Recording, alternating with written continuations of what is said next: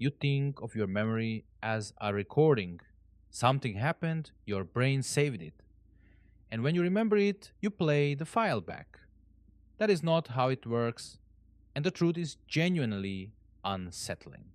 Your memory is less like a video and more like a story you retell and edit every single time. Start with what a single word can do. In 1974, people watched a film of a car crash. Afterwards, some were asked how fast the cars were going when they hit each other. Others were asked how fast when they smashed into each other. That one word pushed their estimate up by miles per hour. And a week later, the smashed group remembered seeing broken glass. There was no broken glass. The question didn't just measure the memory, it changed it.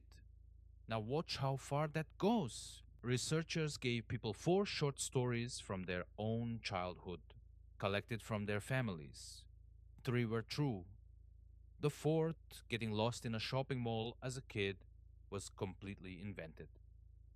A quarter of them remembered it. Some added details, the color of the shirt, the kind man who helped. A memory that never happened, growing richer each time they described it. Across the study since, that number runs as high as 50%. Sit with that for a second. Half of people, under the right conditions, can be given a memory of something that never occurred. And they will defend it. It feels exactly like a real one. Because to your brain, there is no difference. So, why is it built this way? Why isn't it a recording? Because a recording is expensive and useless.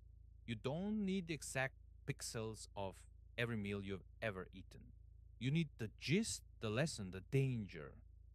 So your brain stores a sketch and reconstructs the rest on demand, filling the gaps with what probably happened, what usually happens, what you expect. Most of the time, the reconstruction is good enough. You never notice the seams. The failures only show up when someone slips a word in or plants a story, and the reconstruction quietly builds it in.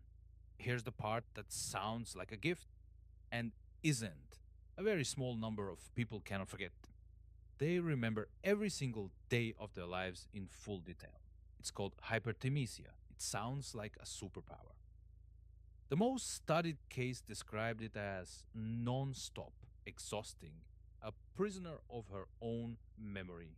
Every embarrassment, every grief, as sharp as the day it happened forever. You forget most of your life. And that forgetting is not a flaw. It is the thing that lets you heal and move and become someone new. And yet the forgetting has a strange gap in it. Think of a task you left unfinished. It nags. It comes back at odd hours. A Russian psychologist noticed in the 1920s that waiters could remember unpaid orders perfectly, then forgot them the instant the bill was settled. Your mind holds open loops and drops closed ones. The thing you finished is gone. The thing you left hanging is still running in the background, quietly right now. So, where does this leave you? Be gentle with your certainty. The memory you would swear on in court, the argument where you know exactly what was said, the childhood scene you can see so clearly, some of that is reconstruction, and you cannot tell which part from the inside. Confidence is not proof. The most vivid memory and the most accurate memory are not the same thing, and they never were.